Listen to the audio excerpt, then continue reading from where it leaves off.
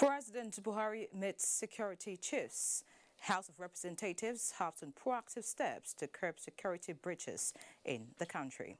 Plus, reactions trailed the military coup in South Sudan. Hello, and many thanks for joining us on Panorama and the network service of the NTA. I'm Ian Ray John. Welcome.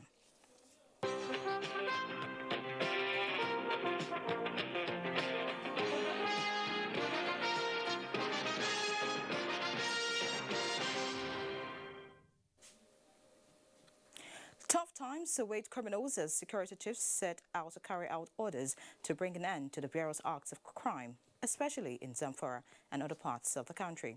President Muhammadu Buhari issued the orders at a strategic meeting with the service chiefs and heads of other security agencies in his office. State House correspondent Adamu Sambo has details. Although President Muhammadu Buhari has been meeting the security chiefs almost on a weekly basis, this particular one was in response to the prevailing sense of fear, insecurity, as well as uncertainty in parts of the country, which he described as intolerable. At the strategic meeting held behind closed doors, where the Minister of Defense, service chiefs led by the Chief of Defense Staff, Acting Inspector General of Police, as well as Director General of the Department of State Services and the National Intelligence Agency. Also in attendance include the Chief of Staff to the President, Abba Kyari, and the Secretary to the Government of the Federation, Boss Gida Mustafa.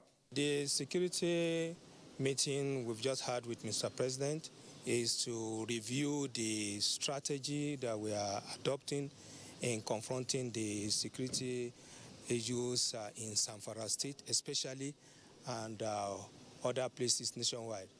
And this review strategy is to address all the issues, including kidnapping, banditry, and other associated issues confronting the nation.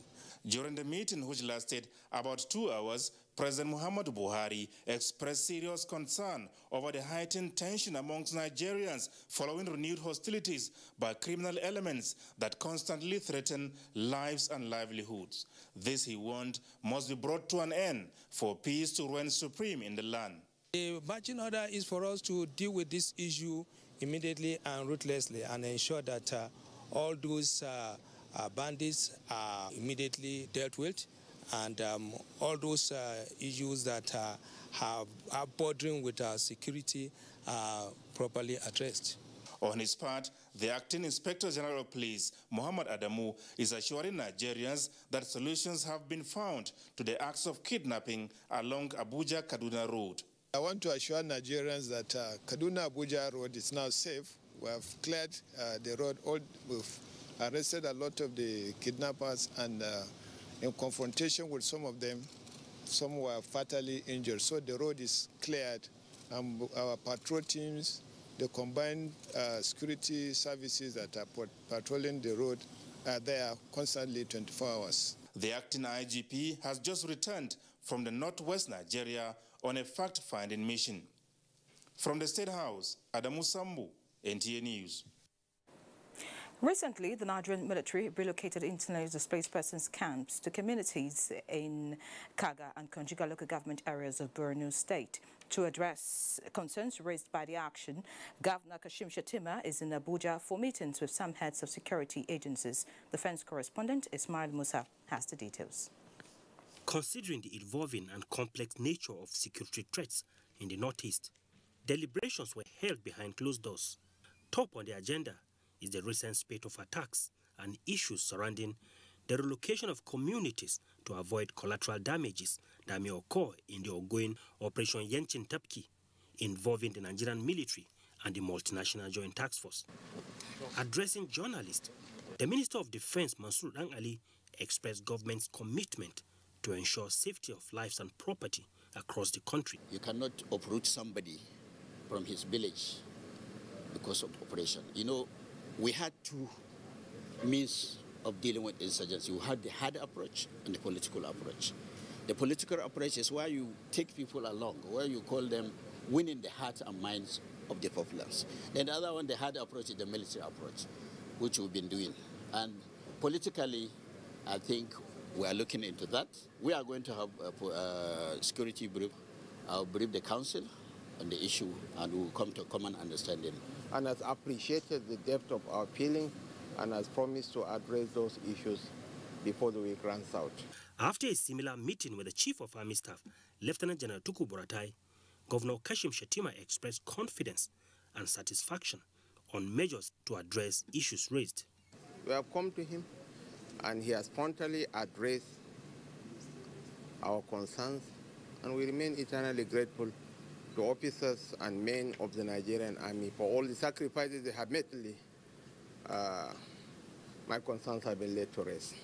The governor was also at the headquarters, Department of State Services, for a similar mission. In Abuja, Ismail Musa, NTA News. And still on security, senior police officers converged on Abuja to examine ways of putting an end to other forms of criminality in the country. This follows the achievements of Operation Puff Adder in North-West and North-Central Nigeria. Chimaobi Water Naji reports. It is no longer news that there has been an upsurge in criminal activities across the country since the conclusion of the 2019 elections. These crimes, ranging from kidnapping, insurgency and armed banditry in different states across the country, gave rise to the introduction of an operational response team codenamed Operation Puff Adder on the 5th of April 2019. Few days after the introduction of the Operation Puff Adder, how has it tackled crime across the country? That is what this high-level meeting of senior police officers in Abuja tends to evaluate. Consequently, I charge you all, as you return to your various commands, to renew your sense of commitment to duty and demonstrate requisite professional leadership needed to roll back the current unacceptable trend of crimes in your commands. For criminals to be completely degraded, the meeting highlighted the need for improved synergy with other security agencies, improved community policing strategy, as this will boost public confidence in the system. The Inspector General of Police further charged the senior officers to brace up to the challenges of the times and look for creative ways of handling security challenges in their areas. In Abuja, Chimaobi Walter Naji, NTA News. And the House of Representatives has urged the federal government to impress on security agencies the need to be proactive in curbing security breaches in parts of the country. National Assembly correspondent Lamia Ali brings us details on this and other issues debated during Thursday's plenary. The lawmakers, while taking matters of urgent public importance following a motion by Representative Mark Bila, expressed concern on cases of killings and kidnappings and called on authorities to put a stop to such unfortunate incidences. In Benue, Kaduna, Zamfara, and other states of the Federation from January 2019 till date, which has resulted in the loss of thousands of innocent lives and the displacement of thousands of Nigerians who have fled their homes and means of livelihood for fear of losing their lives. Representative Kingsley Chinda also informed the House of the alleged killing of an ad hoc staff of INEC during the governorship and state assembly elections in Rivers State, to which the House also resolved to investigate.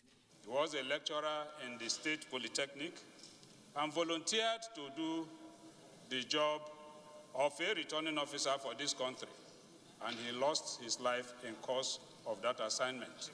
Another issue the lawmakers debated on and resolved to investigate is the alleged illegal acquisition of land by some foreign concerns in Jigawa State, brought up by Representative Sani Zoro, while NEMA was urged to provide relief materials to victims of rainstorm in Mungu, Plateau State, as requested by Representative Bulus Maren. A minute's silence was observed for all those who lost their lives in the natural and man-made disasters, just as the House mourned the death of a former House leader, Ibiwe Sowo. May the gentle souls of the departed rest in perfect peace. Amen. In the meantime, 4 bills were passed at plenary, one of which is the bill to establish Nigeria Natural Medicine Development Agency, while debates on the bill to establish Chartered Institute of Forensic and Investigative Auditors of Nigeria was adjourned to next legislative sitting following passionate debates for and against its passage. From the National Assembly, Lami Ali, NTA News.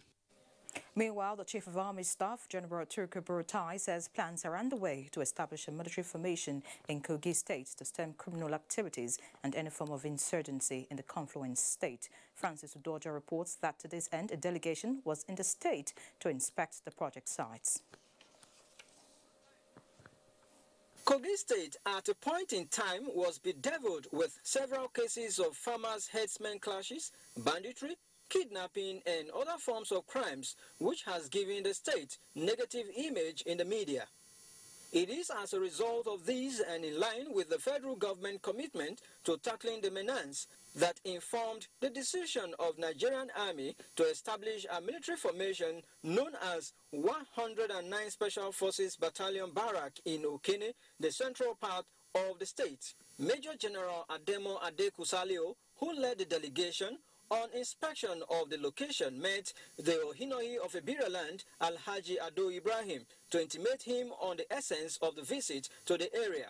The delegation thereafter inspected facilities at the Force Operational Base, Government Secondary and Okene Secondary Schools to ascertain the convenience of the areas. The approval for Barrack has been granted already, and what we're here for is just to put effect to that approval, so it can be sure that it will be as soon as possible.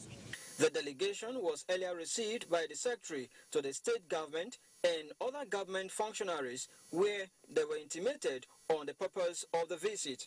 The delegation is expected to report back to the Chief of Army Staff. From Okene, I am Francis Udojo, NTA News. And staying with security, the Nigerian Air Force is tackling the nation's security challenges by deploying its platforms to contain security in Katsina, Sokoto, Zamfara, and Birni Gwari in Kaduna State through effective projection of air power. The Chief of Air Staff, Air Marshal Sadiq Abubakar, stated this in a message to the inauguration of the projects in the Nigerian Air Force Base, Kaduna. Ibrahim Belu Gunda reports.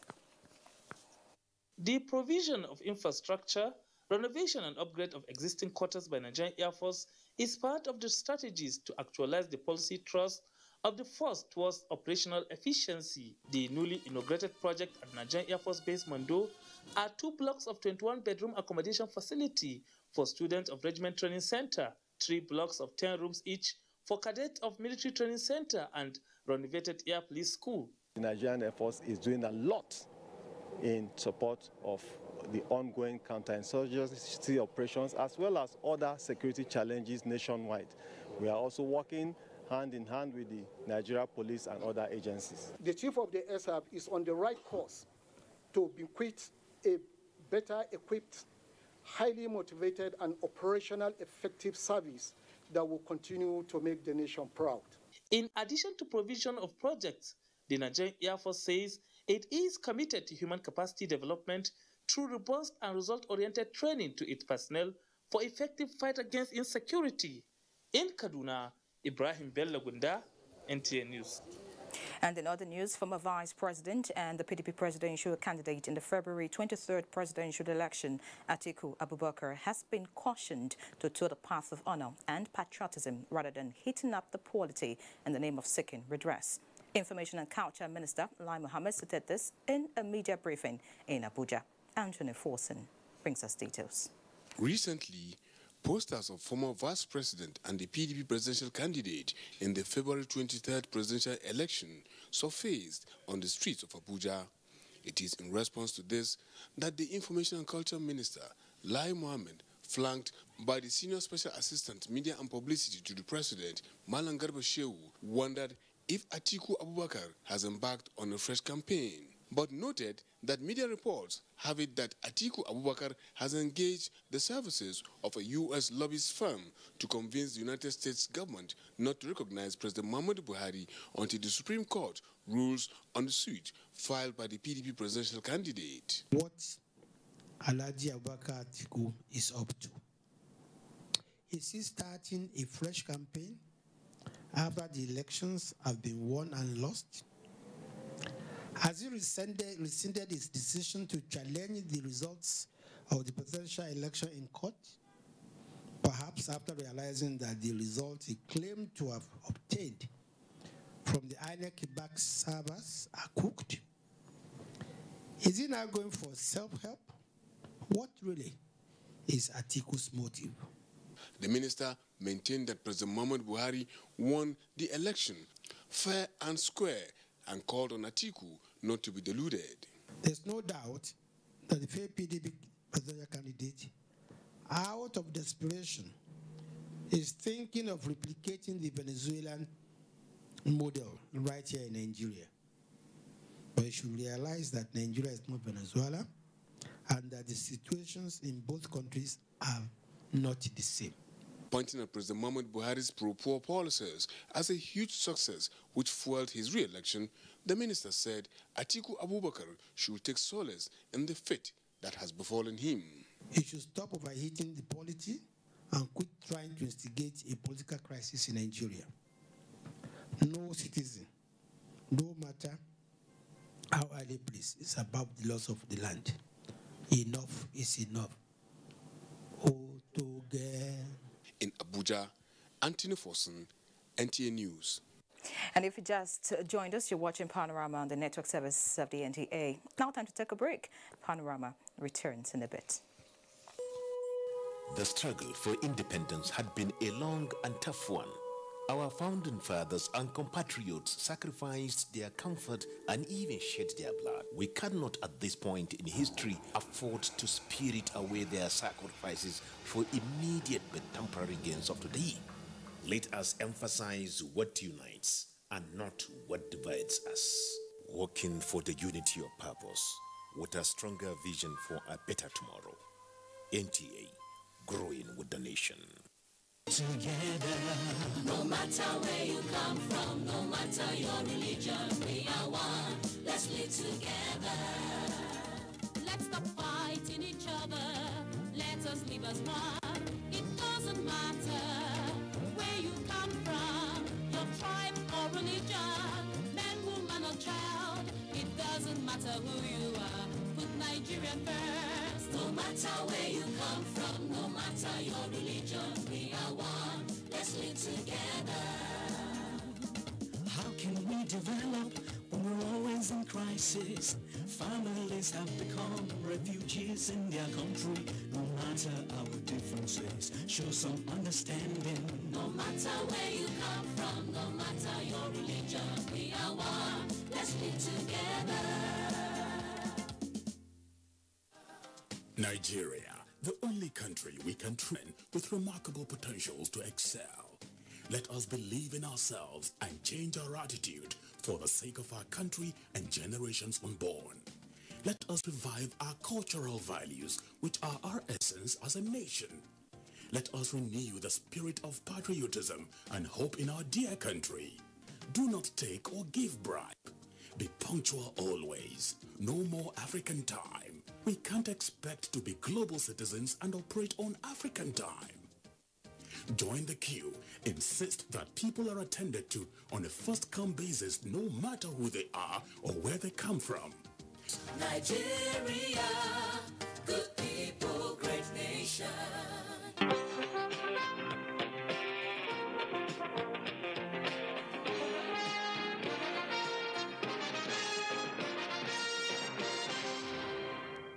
Good to have you back. And now heading straight to the court, the Supreme Court has dismissed the two separate appeals filed by the All Progressives Congress and its governorship candidate, Tony Cole, on the grounds that the notices of appeal that brought the case to the Supreme Court were incompetent.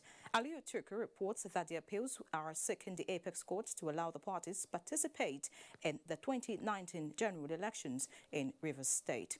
In the two notices of appeal, the appellants had mistakenly addressed their appeals to the Court of Appeal instead of the Supreme Court, asking the Apex Court to overrule its earlier decision, which upheld the restraining of the APC from fielding candidates in the elections in Rivers State.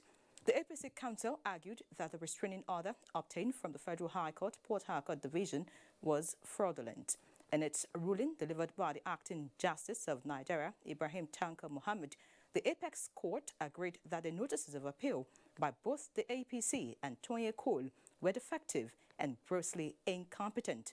The court therefore struck out the notices of appeal and dismissed the appeals. We are in court because a judgment was delivered without jurisdiction, and everybody is relying on it. And that judgment was made a subject of course of action before the Federal High Court. And as you saw us argue in our briefs, which is there, is that when you pick a judgment which is null and void and use it as a foundation to granting an action in another court, the person affected can raise the point that that judgment you are relying upon was delivered without jurisdiction. The judgment of the of the Federal High Court in Port Harcourt that initially went to the Court of Appeal. It was that decision that actually held that, having regard to the earlier judgment of the Rivers State High Court, the All Progressives Congress, APC, cannot participate in the 2019 general elections. With the judgment of the Apex Court, all legal issues concerning Rivers State APC in relation to the 2019 elections has been laid to rest. And staying with the judiciary, Justice Okon Abang of the Federal High Court Abuja has suspended delivering a judgment on the defection of some National Assembly members to other political parties other than the ones that sponsored them to the National Assembly. This is to give the legislators a hearing in the next 24 hours before the delivery of the judgment. Judiciary correspondent Femi Okebo reports. 55 members of the National Assembly who last year had defected to various political parties have been given up to Friday 12th of this month to put in their defense processes before the court. Justice Okon Abang had fixed Thursday 11th to deliver judgment in a suit filed by an NGO, Legal Defense and Assistance Project, LEDAP, asking the defected legislators to vacate their seats and pay back the salaries that have accrued to them during their defection to government. But at the day sitting, the defected members made an appearance in court through a counsel, Mahmoud Magaji, SAN, who told the court that he had made an application challenging the jurisdiction of the court and the locus of the plaintiff, and asked that the court tarry a while before delivering the judgment. Counsel to the plaintiff, Ede Oko, objected to the defendants' attempt to arrest the judgment, wondering why they had shown disrespect to the court by previously ignoring the processes earlier served on them. The judge, however, struck a middle line by giving the defense a short time to file their processes. There wouldn't be any need why they should shut the door of justice against the defendants, in spite of, quote and unquote, the impunity displayed. I think there was a mix-up from the part of our clients in respect of the service of the process of courts.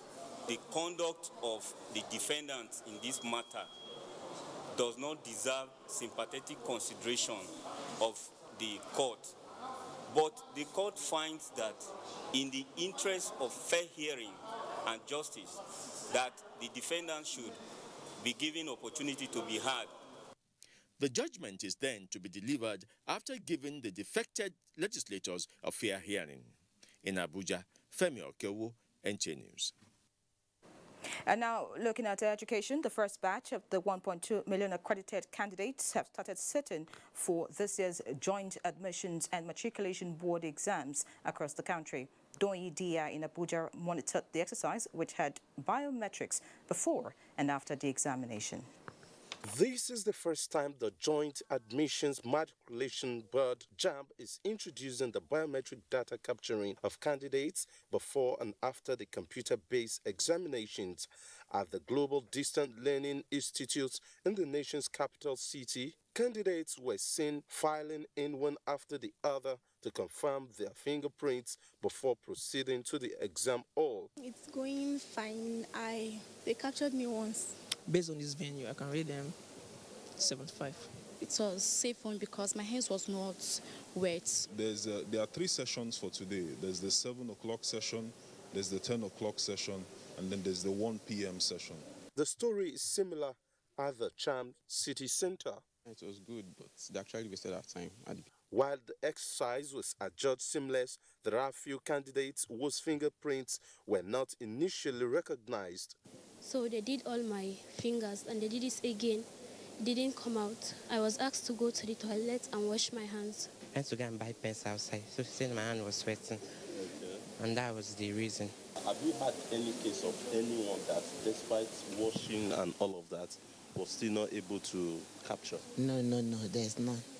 Some parents at the centers visited made some observations. We are told that they should not go in with anything except their sleep. They said that they needed pencil. They did not give them pencil as was said earlier on. The federal government has said that they reduced the money of JAM and NECO effective from January 2019. But out now, we are paying more than that. What is the problem? We wanted the federal government to let us know. The exercise continues until Tuesday, April 16, 2019 in Abuja, Doing, Dia, NT News. And away from Nigeria, President Omar al-Bashir, who ruled Sudan for 30 years, was on Thursday overthrown in a coup by the country's armed forces. Justin Bem-Onye reports that the new regime announced a 2-year period of military rule to be followed by elections. Professor Shita Shita is the Executive Director of Ubuntu Center for Africa, Peace, Building and Development, and explains further.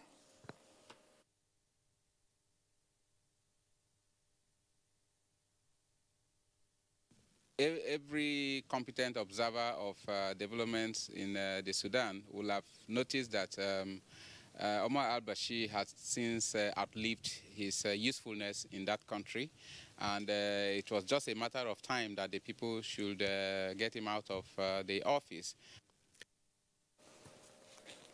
And that wraps up our package and Panorama today. Many thanks for being a part of it. Do join us at 4 for Nationwide.